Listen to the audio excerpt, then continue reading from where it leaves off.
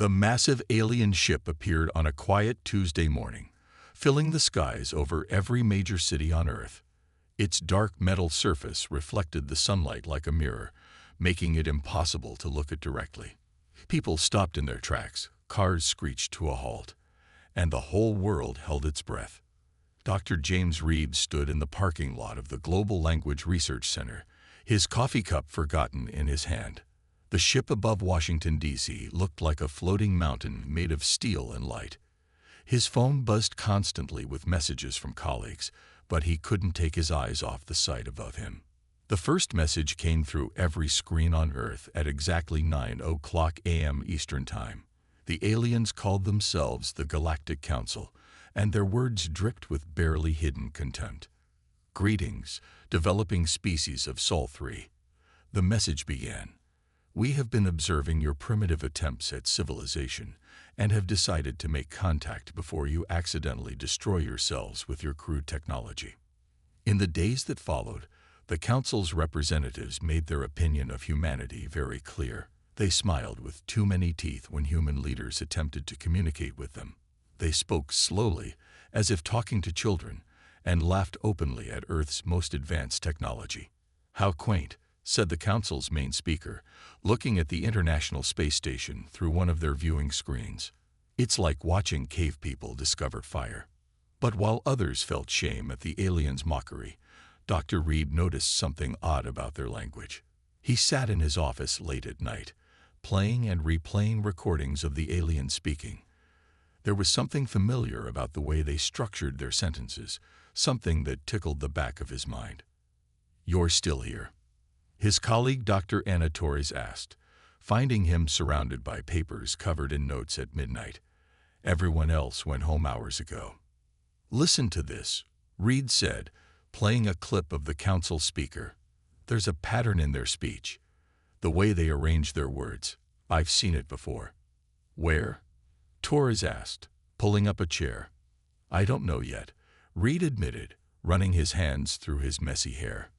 "But it's like an echo of something I've studied before. Something old. Very old." The Council had set up their main embassy in New York, next to the UN building. Their tower rose impossibly high, made of materials that seemed to bend light around them. They began the process of evaluating Earth for possible membership in their galactic community. "Your species has achieved basic atomic theory," one Council member said during a public broadcast. "You've managed to send primitive machines beyond your atmosphere. You've even started to understand simple genetic modification.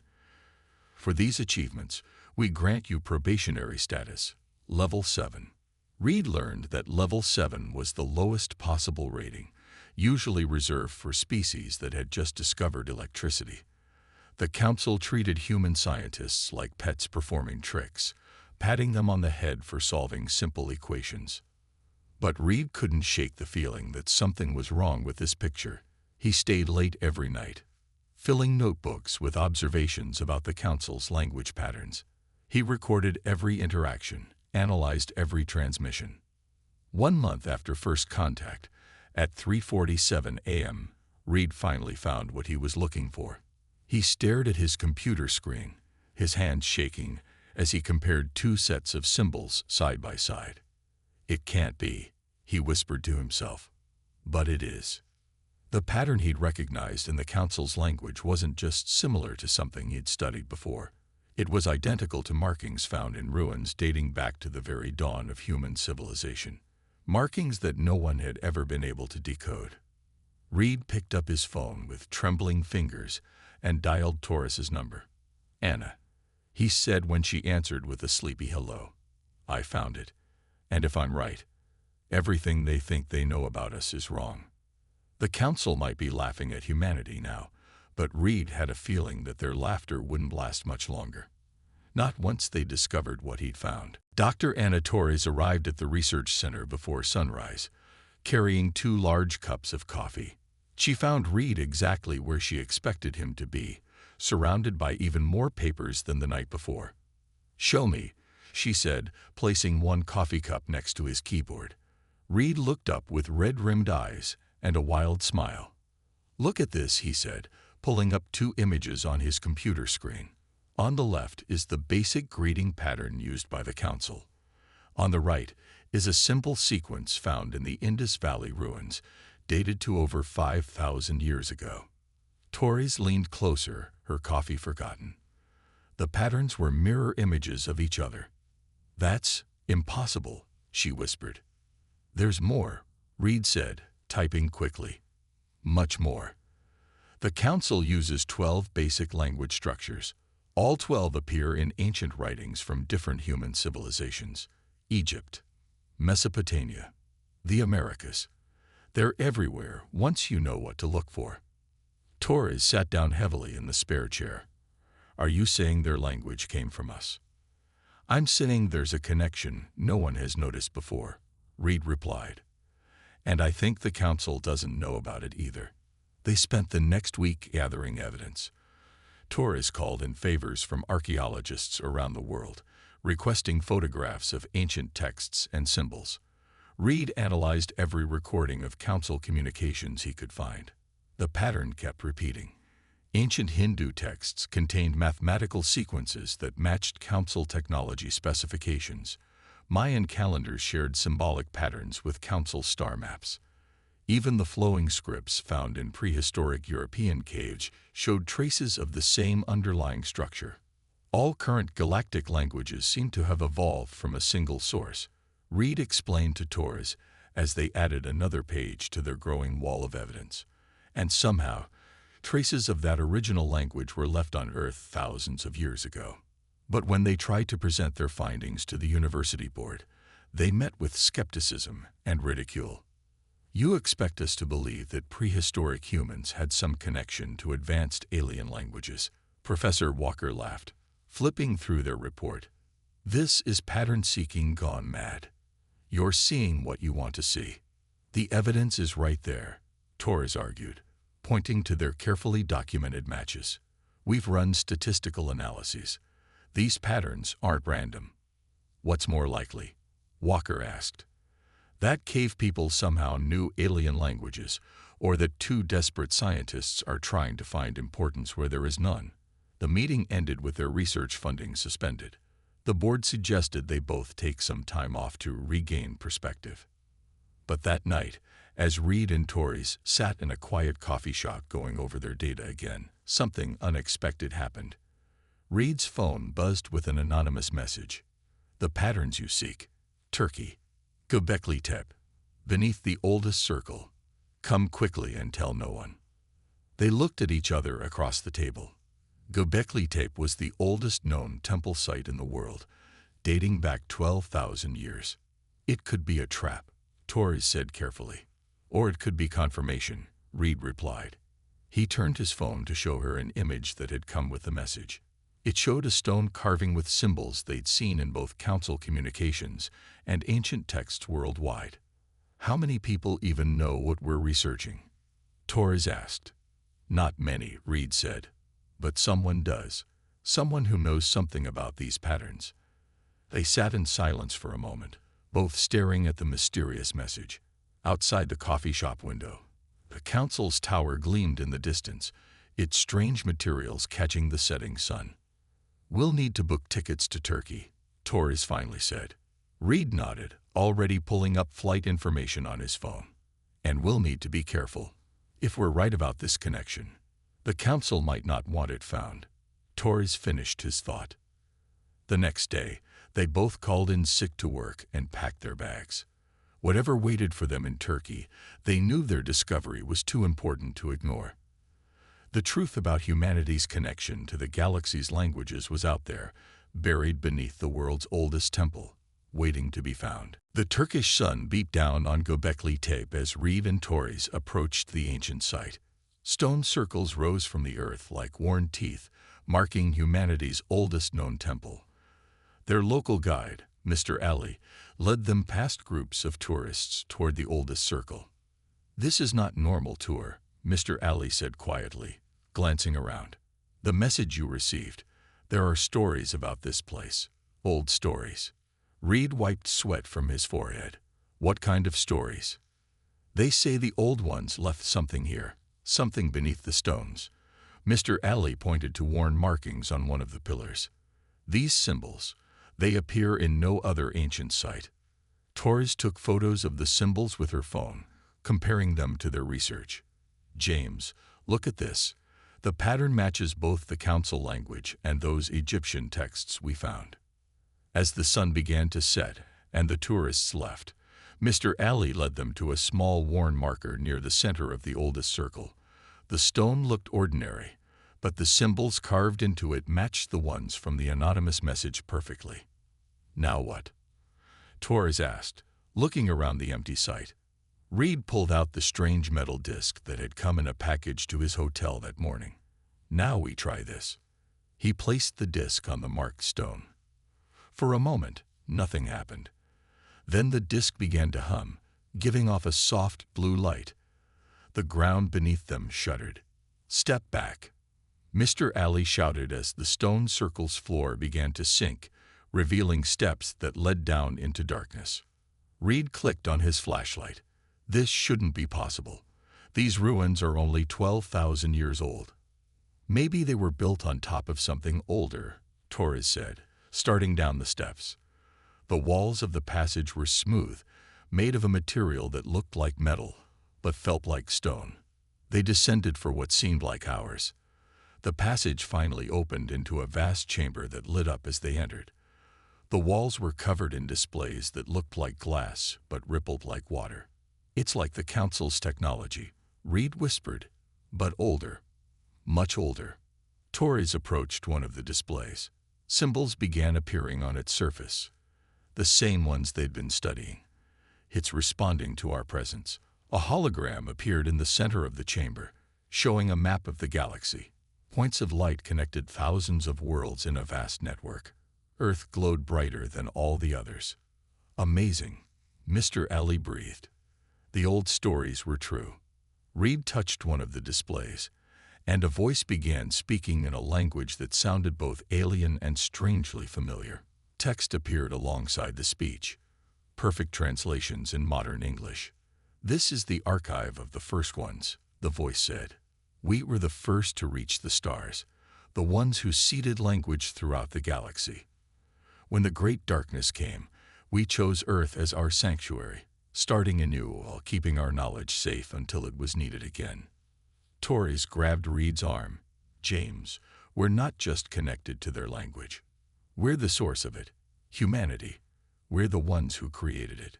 Before anyone could respond, an alarm sounded from above. Mr. Alley ran to the entrance and looked up. Council ships. They must have tracked us. Reed quickly pressed his hand against another display. Downloads began automatically, pouring ancient knowledge into their phones. We need to get this out. The whole world needs to know.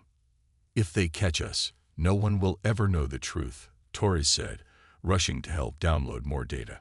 The chamber shook as something heavy landed above. The council was here, but they were too late. The truth about humanity's place in the galaxy was already spreading across the internet. Impossible to stop. Humanity's time of being mocked was about to end. Reed, Torres, and Mr. Alley barely escaped from Göbekli Tepe before the council ships landed. They drove through the night in Mr. Alley's old truck, taking back roads to avoid detection.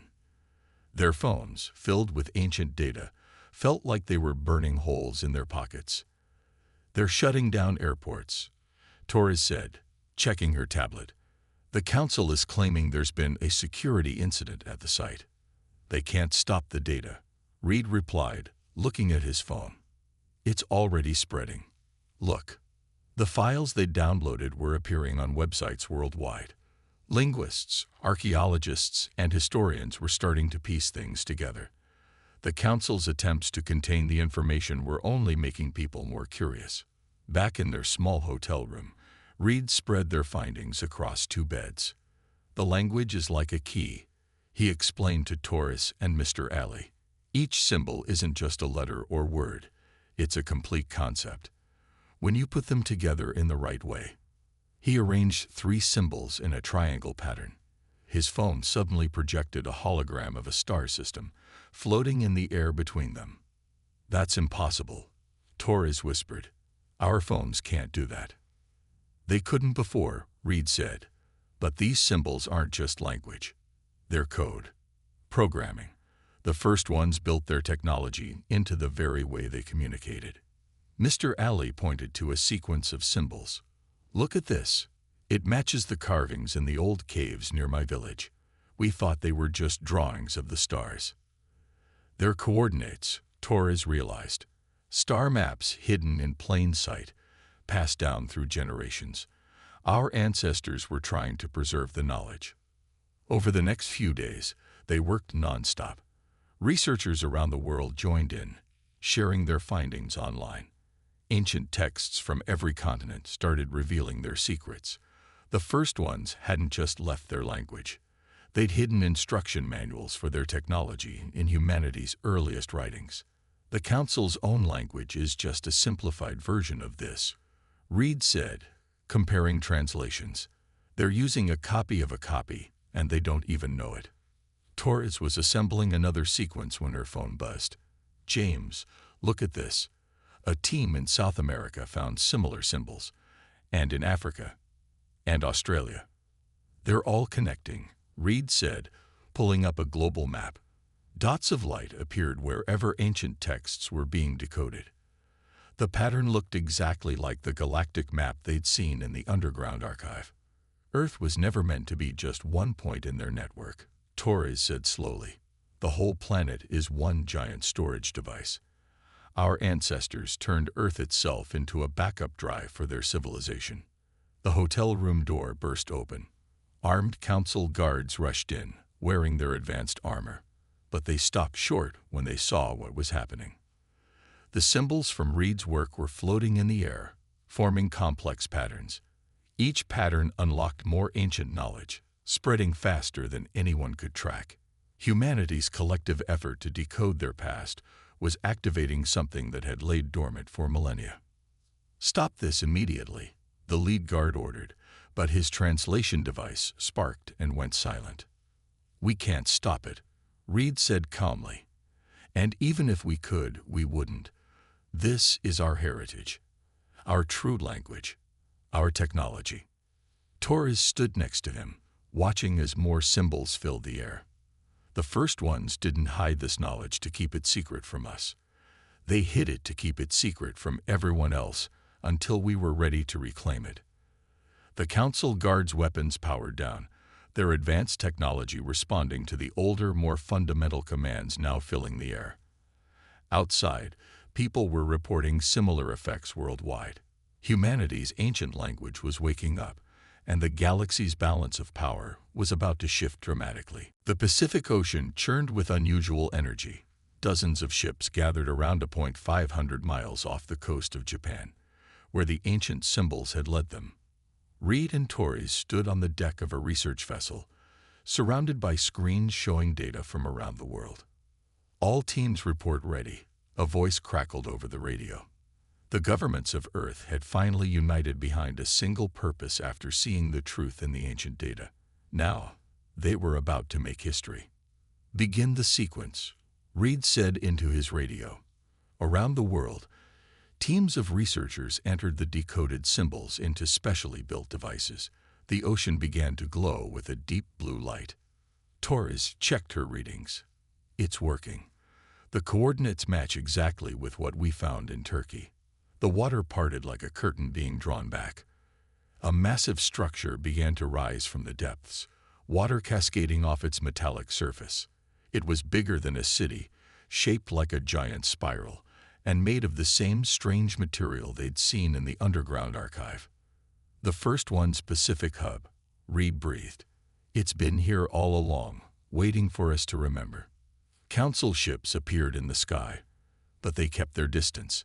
Their weapons remained offline, affected by the ancient commands that now filled Earth's electronic networks. They could only watch as humanity reclaimed its birthright. Teams of scientists and engineers boarded the risen structure. Inside, they found vast halls filled with technology far beyond even what the Council possessed. But the symbols, the language, it all felt familiar somehow, like remembering something long forgotten. Look at this, Torres called from a central chamber. She stood before a massive screen that showed the history of their species. The first ones hadn't abandoned Earth. They had become Earth's first humans, deliberately setting aside their advanced technology. They chose to start over. Reed read from the translations appearing on his device. There was some kind of threat coming, something they called the Great Darkness. They hid their technology and knowledge in structures around the world, then began again as primitive humans. But why? Someone asked. To hide. Torres replied, reading more. To preserve what they built. The Great Darkness was consuming advanced civilizations. Only by becoming simple, by truly starting over, could they ensure their knowledge would survive. The hub's systems were fully activating now. Similar structures were being discovered and raised around the world. Under the Sahara, beneath the ice of Antarctica, in the depths of the Amazon. Each one contained different pieces of humanity's true heritage. A holographic message appeared in the main chamber, showing a recording of one of the first ones. He looked surprisingly human. To our descendants, the message began. If you are seeing this, you have rediscovered your true heritage. We, your ancestors, were the first species to reach the stars. We built the foundation of all galactic languages, all faster than light travel, all planet-shaping technology. But we saw darkness coming, a force that devoured advanced civilizations. The message continued. Our solution was to hide in plain sight. We became you, starting civilization anew in its simplest form. We left our knowledge hidden in patterns, in languages, in structures that would only be found when humanity was ready. The darkness has passed. The galaxy has forgotten its origins. Now it is time for Earth to remember. Reed and Torres looked at each other as the message faded. Around them, teams were already beginning to understand and operate the ancient technology. Humanity had spent thousands of years climbing back from the Stone Age, and now they knew why. They weren't primitive descendants of apes who had gotten lucky.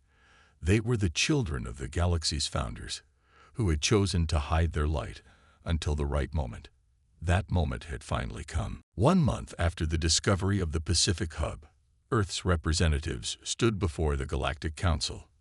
The massive council chamber, with its towering crystal walls and floating platforms, was designed to make lesser species feel small.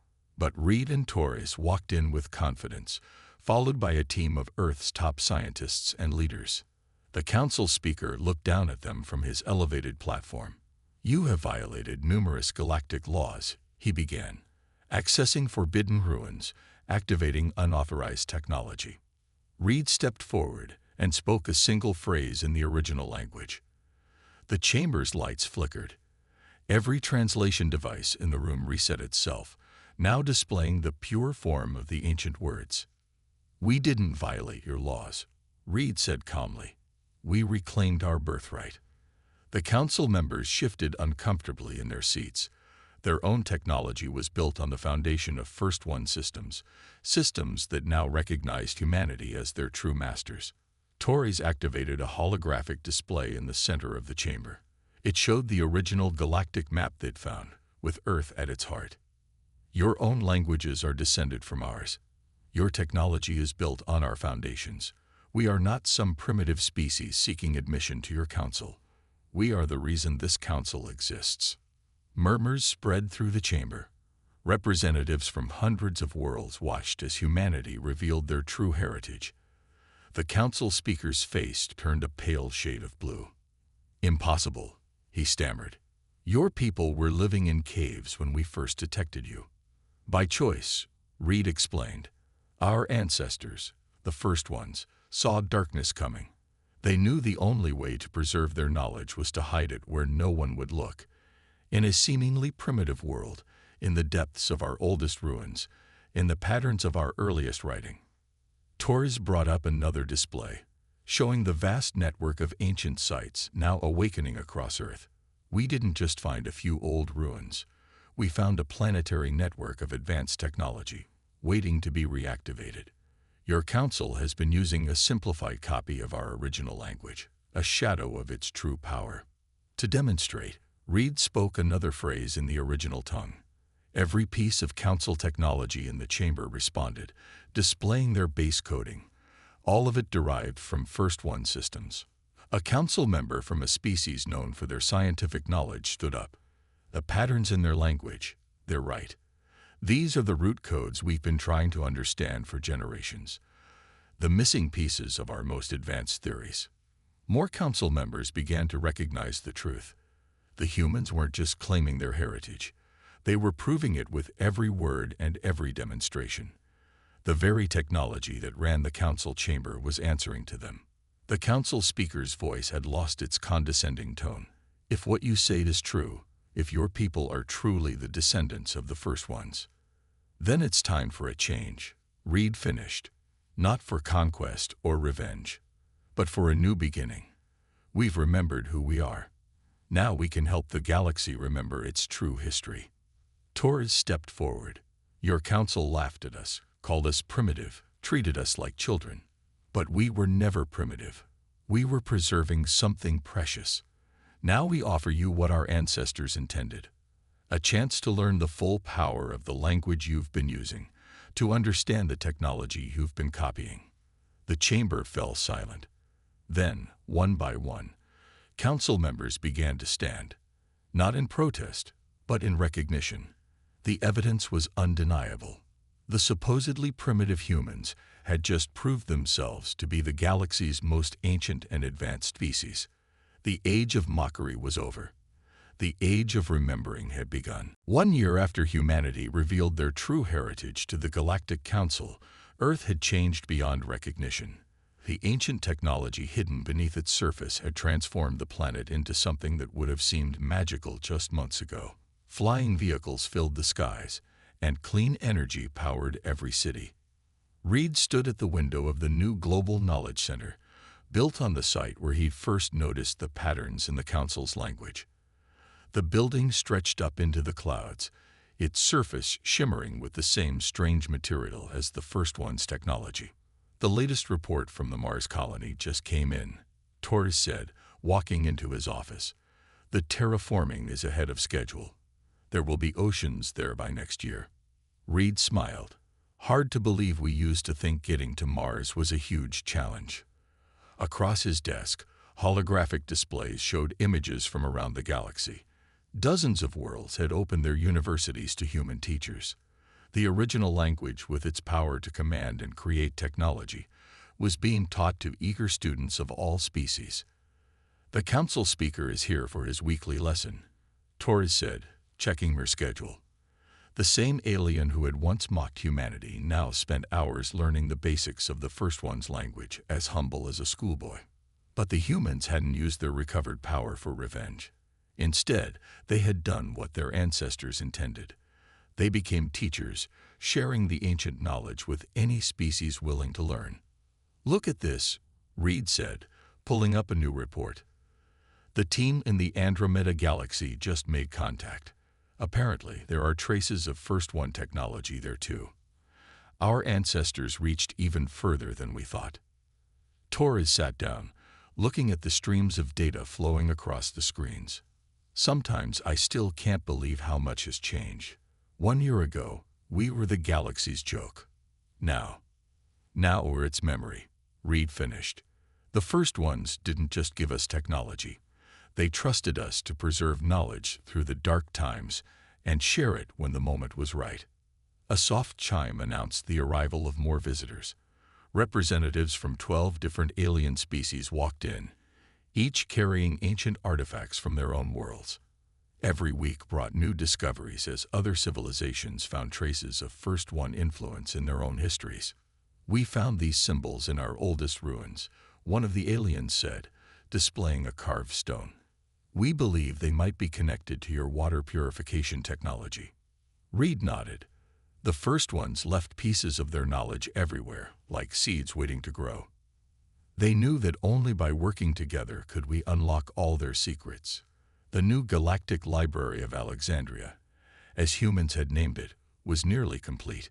Built in orbit around Earth, it would serve as a central hub for all the recovered knowledge. Species that had once looked down on humanity now sent their brightest minds to study there. "There's still so much to discover," Torres said, after the visitors had left. "Every day we find new connections, new pieces of the puzzle." Reed looked out at the transformed Earth below. The first ones had hidden their legacy so well that humanity had to grow, learn, and develop on their own.